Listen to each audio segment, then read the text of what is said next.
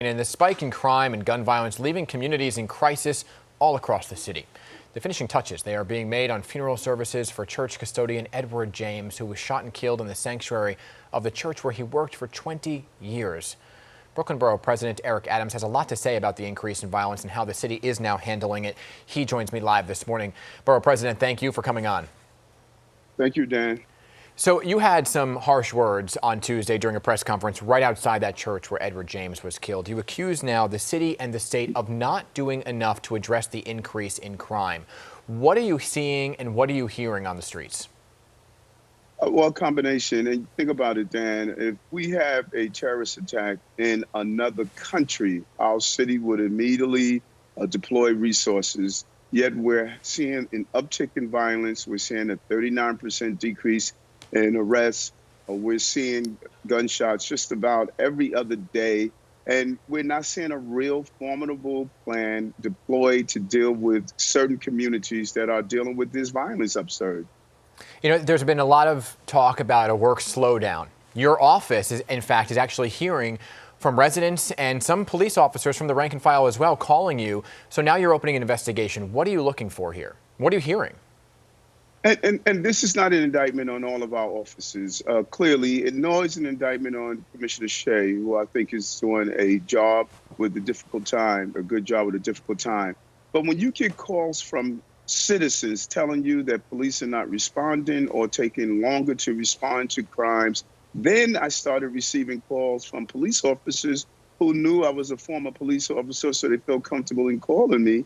And I reached out in July and asked the police department to do an inquiry through the local precincts. We didn't get a response, so I reached out to the council person, Richie Torres, and he's going to hold a hearing as well as a letter to the Department of Investigation. Citizens must have confidence in their police department, and we can't have those who believe because they're angry at some politicians that they're going to take it out on the public. That's not acceptable. And it's not all of our police officers. We need to be clear on that. But there could be a number of them that made this decision. So you brought up the fact that you were a former cop. You were a former NYPD captain, in fact. So you know what it's like to be out there on the streets, right? But Police Commissioner Dermot Shea, who is going to be coming on in just about 10 minutes, he says what we're seeing is all about math. Increase in crime, decrease in arrests has to do with the defunding the police, cutting overtime, cutting the budget. Are you just not buying that, and that's why you want this investigation to happen? Well, I've been there before. During my 22 years, I have witnessed things that politicians and local officials have done that really angered me. And I thought it was the wrong thing that hurt the chances of keeping our city safe.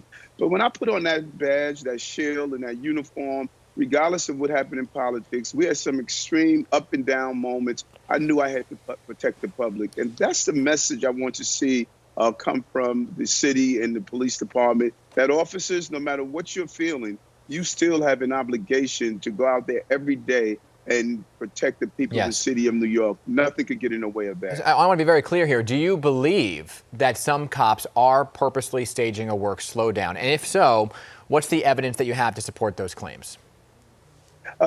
Yes, I do believe that there is a number of police officers. And again, I want to say this is not saying the commissioner is saying do this, and this is not to say the entire department. But when you look at a substantial decrease in arrests, when you look at calls coming from civilians, and you're looking at police officers inside who are also concerned about some of their officers being slower in responding to jobs, if there is a slowdown, you're not only endangering the public, you're endangering your colleagues and you're hurting the city of New York. Understood. And that is why we should do the inquiry to determine if, in fact, something is happening that police officers are not responding like they should.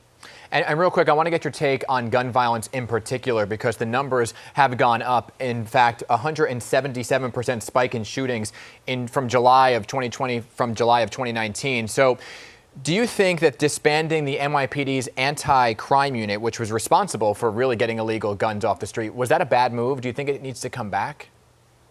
I think we need to have a new version of anti-crime, more seasoned officers that understand how to do it without abusing any form of authority. And we should do precision policing. I'm sure the commissioner would state, we know the shooters in the city. But yes, I think that we should have a version of it Policing must be predictable and unpredictable. Right now, it is just extremely predictable. I know you have a good relationship with Police Commissioner Dermot Shea. Have you spoken to him about your thoughts? Yes, he and I communicate often. I must say, we would disagree on things philosophically, but the commissioner and I believe we have a great method of communication. And there's some days we agree on things, there's some days we don't, but we both agree that this city must be safe, and we're going to do everything that's possible to make it safe.